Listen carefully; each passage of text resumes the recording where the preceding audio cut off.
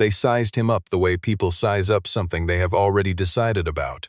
A man in a worn canvas jacket, the kind that had been washed enough times to go soft at the elbows, standing in the entrance hall of Hartwell & Associates' fine estates in downtown Victoria, British Columbia, holding the hand of a boy who could not have been older than 9. A boy wearing rubber boots with a small crack along the left sole that someone had sealed with electrical tape. The hall smelled of old money and fresh flowers, white dahlias in tall vases, and the kind of air that wealthy rooms produce, cool and still, as if temperature itself had been curated. Nobody said anything. Nobody needed to. A glance was enough, a slight pause in conversation, the particular way a cluster of people can shift their shoulders to form a wall that was never technically built. The message did not require words. You are in the wrong room. But Noel Granger had not come to be in the right room. He had come for Lot 9. Hartwell & Associates occupied a converted merchant building on Wharf Street, 3 blocks from the inner harbor. Its exterior was heritage brick, understated, the kind of building that made no promises from the outside and kept all of them inside. The main gallery floor ran 60 feet from entry to dais, lined on both sides with framed landscape photography of the estates being auctioned, each image lit from below with recessed track lighting that made rolling farmland and old-growth tree lines look like paintings. The chairs were upholstered in charcoal linen. The paddles were weighted and lacquered.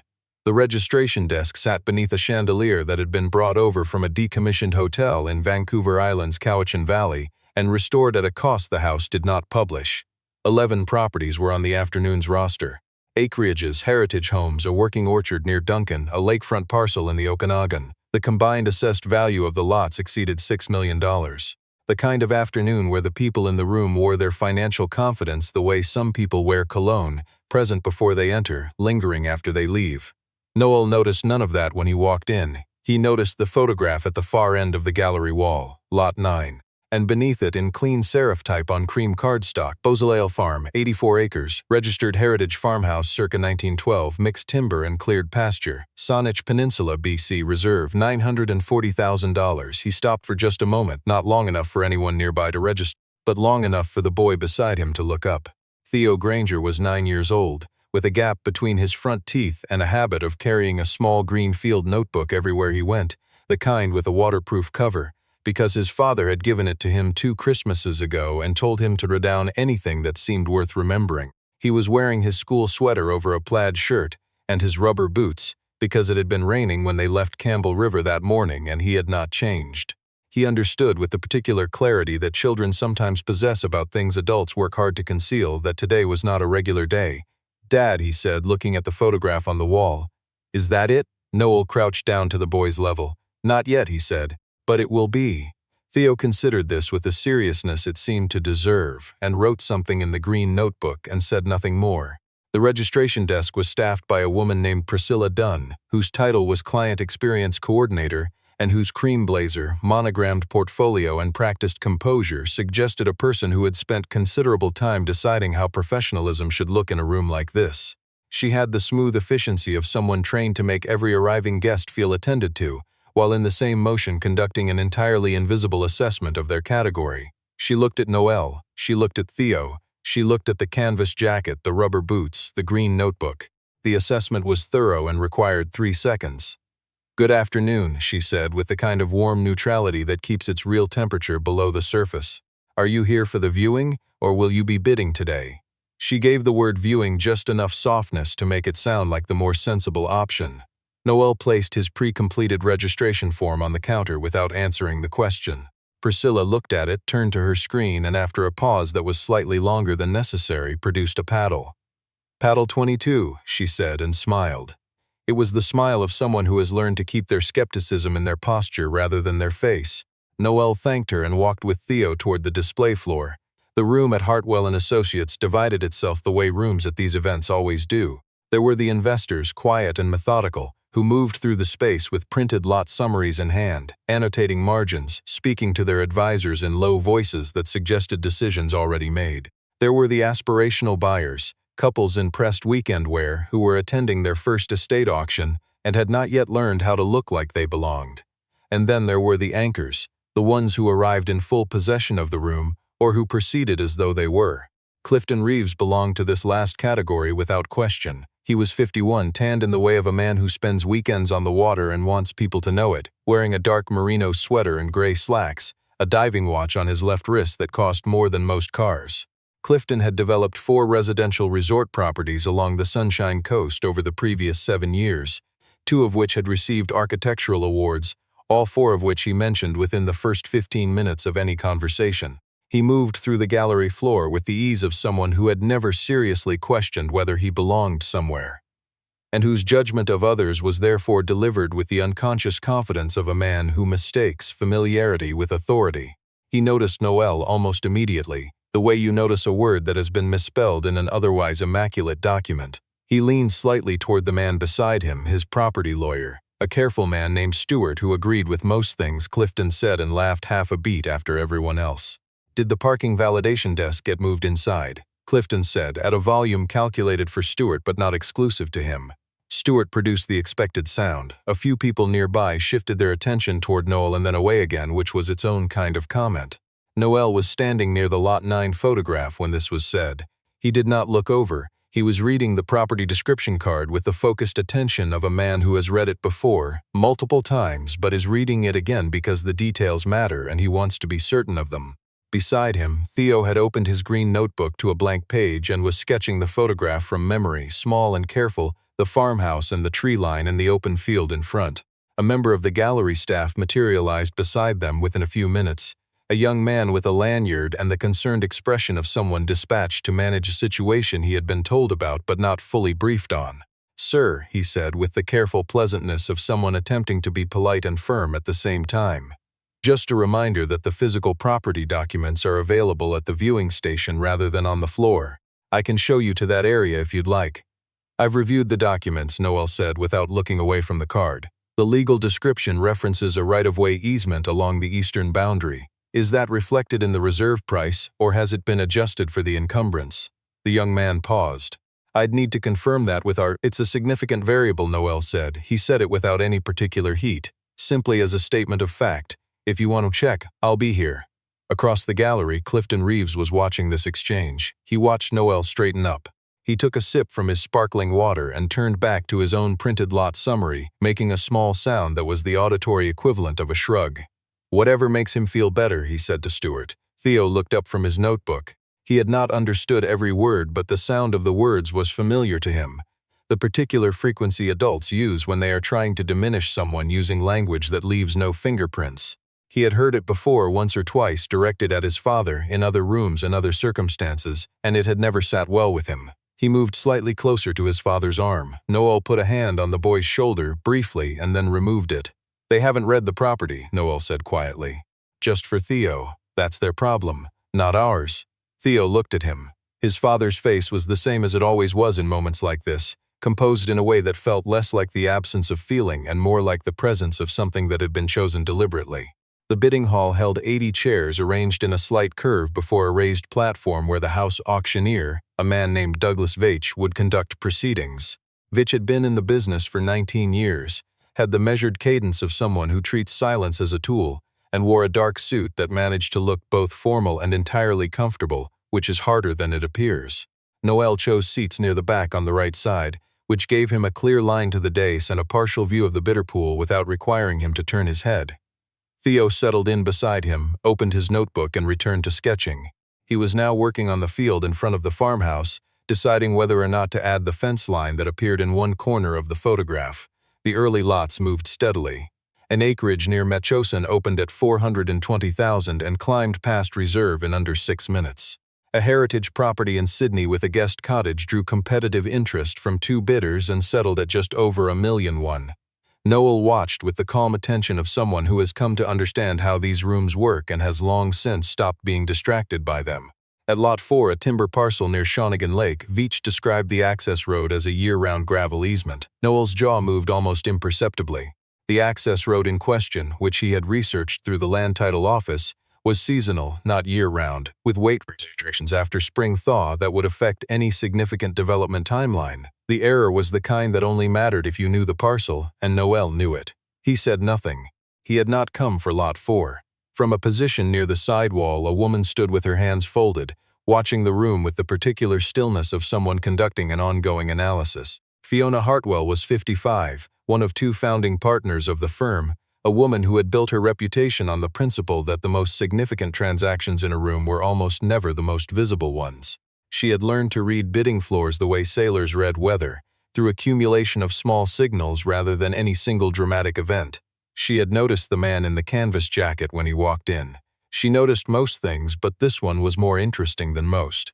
When he made no expression at all at Lot 4, while everyone around him either reacted to the result or didn't, she looked at him more carefully. She saw paddle 22 resting across his knees. She saw the boy beside him still sketching, occasionally showing his work to his father for a single nod of acknowledgement before turning to the next page. She filed both observations. Lots 5 through 8 moved without incident.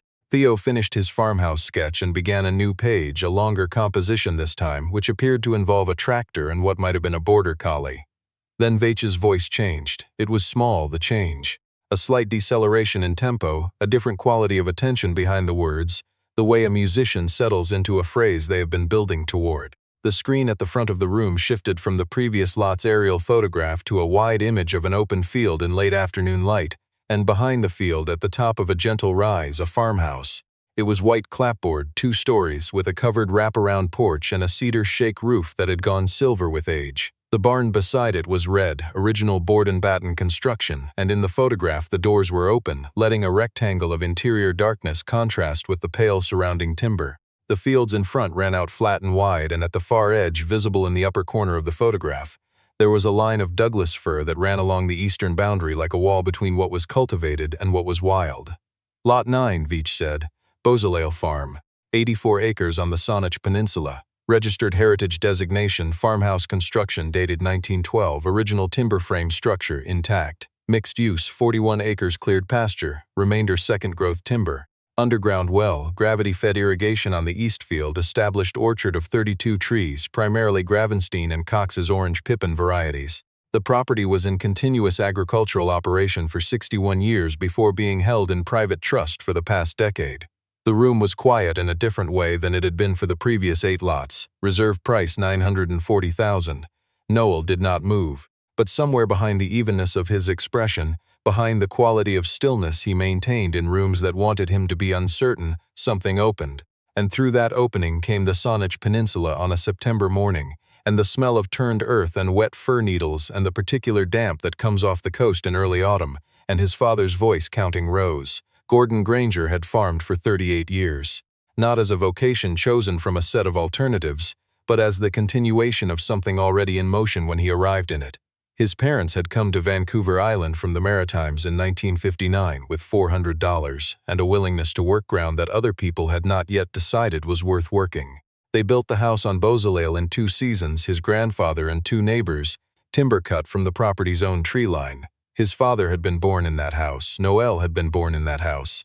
It was the only place Gordon Granger ever referred to as home, which was a specific thing for a man of his generation and his particular capacity for understatement. The farm had run consistently for decades, not profitably, not in the way that registered on spreadsheets or attracted investors. It ran in the way that places run when they are tended by people who understand that their relationship with the land is a long-term arrangement that does not necessarily produce results on a quarterly basis.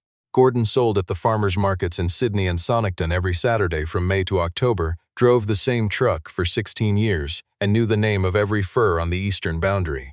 He died in February, 2 years before Theo was born, from a respiratory illness that had been mismanaged, then correctly managed, and then had progressed past the point where management was relevant. He died in the hospital in Victoria, which was not the same as dying at home, and he had been quietly unhappy about that distinction in the weeks before, though he had not said so directly, because he did not say most things directly. Noel had understood anyway. The estate went into probate. Gordon's will was clear, but the farm's assessed value had risen considerably in the years before his death, and the estate taxes, combined with the legal costs of administration, produced a number that Noel, who was at that point 29 and working as a timber assessor for a forestry consulting firm, could not meet within the filing deadline. He had tried 3 separate arrangements, 2 fell through. The third required a timeline he could not hold. The farm was sold at private listing to a trust in October of that year. Noel stood in the lane and watched the solicitor drive out, and he did not call anything back because there was nothing left to call it back with. That had been 11 years ago. He had not stopped tracking the property. Through land title searches and municipal property records, and the occasional quiet conversation with people who knew the peninsula and paid attention to what changed hands there, he had followed Beausoleil from that trust through 2 subsequent transfers, each one moving it slightly further from any possibility of return until 14 months ago, when his contact at a Victoria title office forwarded him a notice of auction listing, and he had read it twice and set his phone face down on the kitchen table of his house in Campbell River and sat in the quiet for a long time. Theo had come in from the backyard at some point during that quiet, covered in grass stains, asking what was for dinner. Noel had told him whatever he wanted, and the boy had immediately said pancakes, which was not a dinner food, and Noel had made pancakes, and he had not mentioned the listing until that night, after Theo was in bed, when he sat at the kitchen table again and opened his laptop and began working through the financial architecture of what would need to happen. He had been building toward this moment for 11 years, in the way that people build toward things they are not certain they will ever reach but cannot stop moving toward. He had built his timber assessment consultancy from a 2-person operation into a firm with 8 staff and contracts across 3 provincial forestry districts. He had sat on the BC Agricultural Land Commission Advisory Panel for 4 years. He knew exactly what Beausoleil's 84 acres were worth and what they could sustain and what they could not, and he knew it because he had spent the first 18 years of his life learning it the way you learn things that are taught without being explicitly taught. Now it was in front of him, 50 feet away, lit from above in a room full of people who had not, as far as he could determine, read the right-of-way documentation. Theo looked up from his notebook. He looked at the photograph on the screen and then at his father. He had heard pieces of the story, not the full account because he was 9, but children accumulate the edges of the things that matter to the people they love. He knew the farm had a name. He knew his grandfather had been born there. He knew, without being able to explain precisely how he knew it, that his father's face looked different when it came up in conversation. He put the end of his pencil against his chin and watched the screen. Across the room, Clifton Reeves had leaned forward slightly in his chair. He was looking at the photograph with the particular attention of someone converting what they see into square footage and land use designation and potential resort licensing categories. "This is the one," he said to Stuart, "low enough to be private. Saanich Peninsula Heritage Farm, 41 acres of cleared pasture, and that eastern timber buffer. With the right variance, you're looking at an estate resort situation that doesn't exist anywhere else on the island." He looked at the photograph a moment longer. This is what the afternoon was for. Veach opened bidding at $650,000. 5 paddles lifted. The room contracted in that particular way, all ambient conversation becoming irrelevant in the same instant. In under 2 minutes, the bidding crossed $800,000 and the reserve was cleared. 3 of the 5 early paddles came down. The 2 remaining were Clifton and a bidder from the second row, a woman representing what her own paddle registration indicated was a private development corporation. The woman pushed to $910. Clifton raised his paddle $960.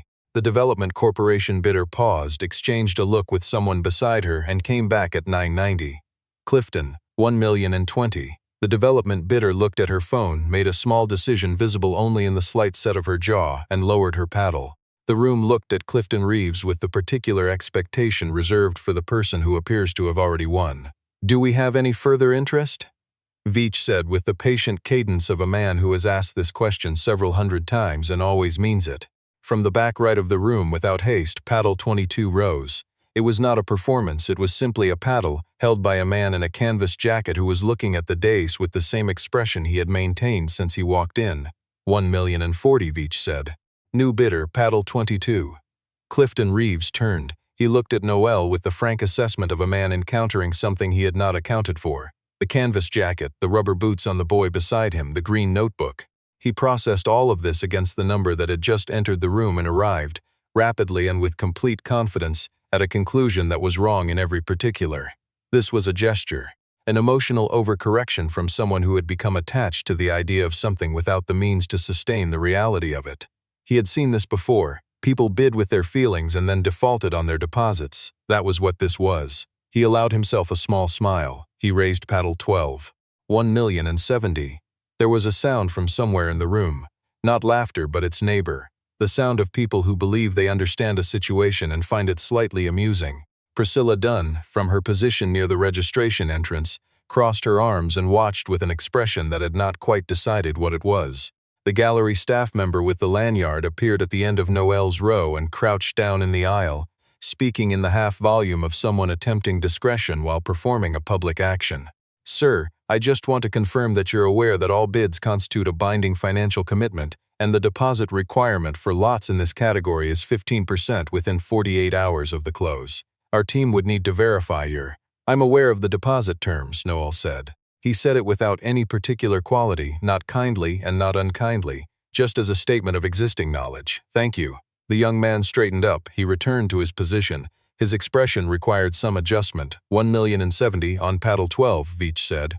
"Room is open." Noel raised paddle 22, 1,100,000. The room recalibrated. People who had been half attending were now not doing anything else.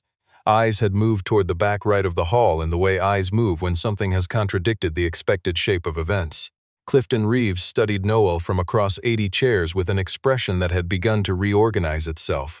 He was a man who had spent 30 years in rooms where assets were transferred, and he had learned to read the signals that people produce when they are operating beyond their means. The slight forward lean, the over-controlled face, the tell of someone performing rather than deciding. He looked at Noel Granger, and he could not find any of those things. The man in the canvas jacket was sitting with his left hand resting on his knee, and paddle 22 held loosely in his right, and he was looking at the front of the room with the patience of someone waiting for a thing they are certain of. Clifton raised his paddle. 1,150,000, 1,200,000, said paddle 22. It came without delay, no consultation, no visible deliberation, just the paddle and the number and the same quality of stillness. Veach looked between the two paddles with the neutrality of a man who has witnessed every variety of bidding dynamic and treats them all with equal professional interest. Clifton sat with paddle 12 in his hand. He looked at the photograph of Beozalale on the screen. The farmhouse and the fields and the cedar shake roof gone silver with time. Then he looked at the man in the back of the room who appeared to have no intention of stopping. Stewart said something in a low voice. Clifton shook his head slightly, a small private movement. 1,250,000, Clifton said. There was a quality to it now that had not been present in his earlier bids. A slight deliberateness that was different from confidence. Theo had put down his notebook. He was watching the front of the room with the full attention he usually reserved for things he was still working out how to understand. His pencil was held loosely in both hands, turning slightly. Beside him, his father had not changed his posture in any way that was visible. Veach looked out over the room. 1,250,000 on paddle 12, room is open. Paddle 22 rose for the last time. 1,300,000. The room went very still, not empty still, not the silence of nothing happening, but the silence of a room in which something has just happened that the room needs a moment to absorb. Clifton Reeves looked at the back of the hall. He looked at a man who was not performing, who was not overcorrecting, who was not making a gesture. Paddle 22 rested at the same unhurried angle it had held every time it was raised. The boy beside him had stopped turning his pencil. Clifton Reeves set paddle 12 on his knee. He looked at Veach. He said nothing. 1,300,000, Veach said. Paddle 22. He let a beat pass in the way that good auctioneers do, allowing the number its proper space, going once. Priscilla Dunn was no longer watching from near the registration desk. She had moved several steps into the hall without noticing she had done it. 1,300,000 going twice. Theo Granger looked up at his father. Noel was looking at the photograph of Beozalale on the screen. The farmhouse at the top of the rise, the open barn doors and the gray cedar shingles.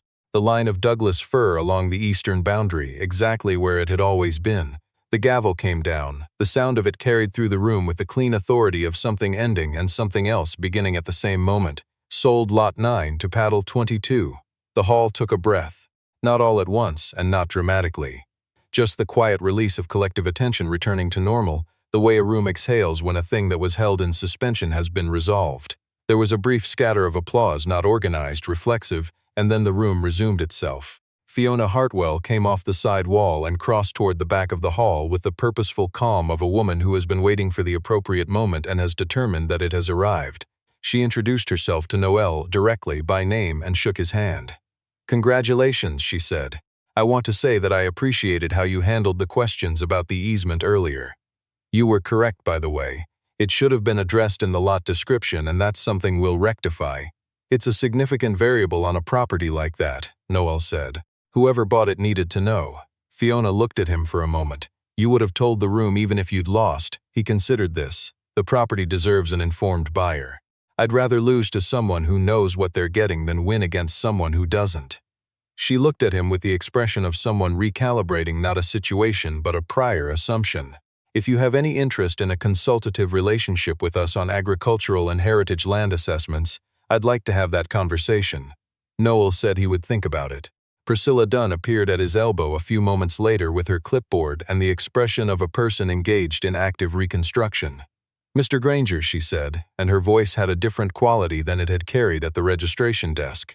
"I can walk you through the deposit documentation whenever you're ready, and I want to apologize for the earlier." "It's fine," Noel said, not dismissively but with the specific brevity of a man for whom the apology, while noted, was not the thing he was thinking about. Clifton Reeves had not left. He was still near the front of the hall, his paddle on the chair beside him, his sparkling water finished. When the cluster around Noel thinned slightly, he came forward, because he was the kind of man who found it necessary to close things rather than leave them open.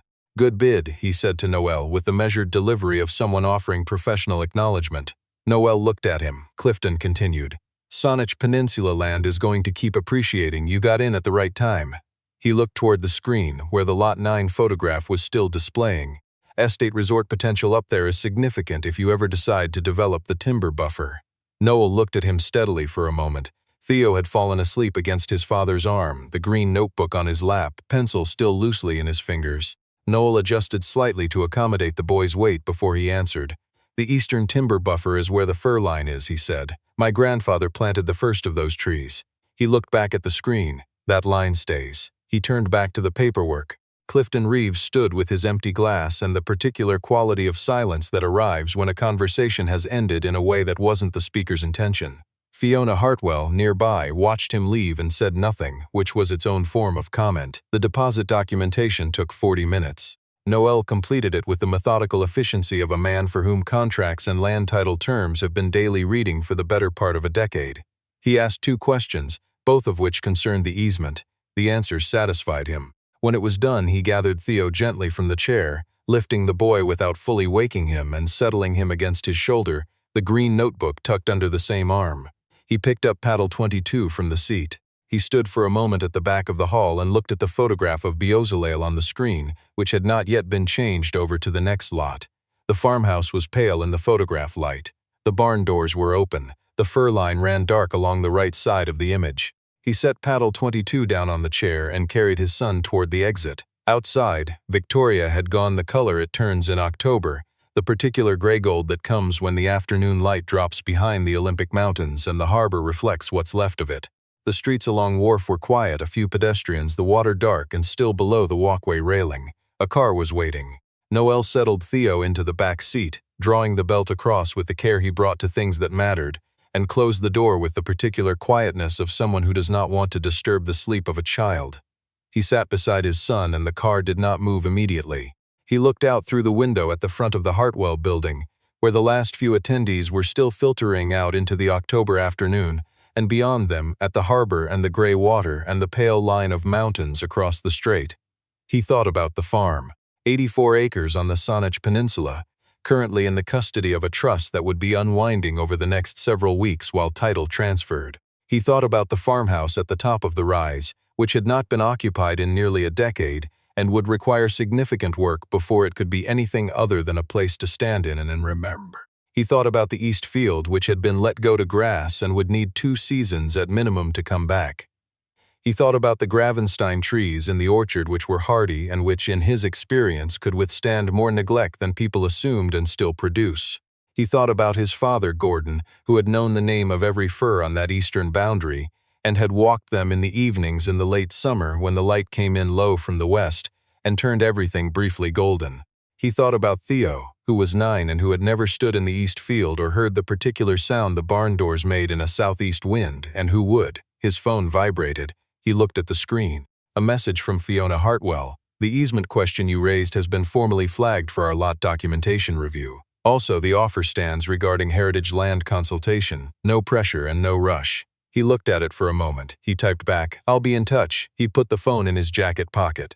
The car began to move, pulling away from Wharf Street and heading north through the city, past the stone buildings and the harbor front, and the ordinary streets where the ordinary October business of a Thursday afternoon was quietly completing itself. Theo stirred. He made a small sound, the particular half-articulate sound of a child surfacing from deep sleep, and then he was quiet again for a moment. Then, without fully opening his eyes, Did we get it? Noel looked out the window. The city was giving way at the edges, the streets widening, the buildings becoming lower, the water appearing between them in flashes as they moved north toward the ferry terminal.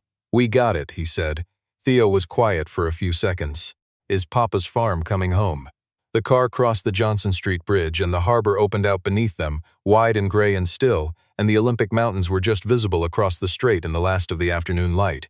Noel put his hand briefly on his son's arm. It's coming home, he said. Theo settled back without another word. He was already returning to sleep, the green notebook still closed in his lap, the pencil still inside it. The car moved on through the October afternoon, north along the island, carrying them back toward the ferry and the water crossing, and the long drive home to Campbell River, where a table still had his father's handwriting on the back of a drawer where Gordon had recorded the first frost dates for 30 years running, and where a boy was going to grow up knowing the name of a farm and something of where it came from, and what it had cost to bring it back. The mountains across the strait caught the last of the light for a few minutes and then released it. Theo slept. The car moved north, and that was enough.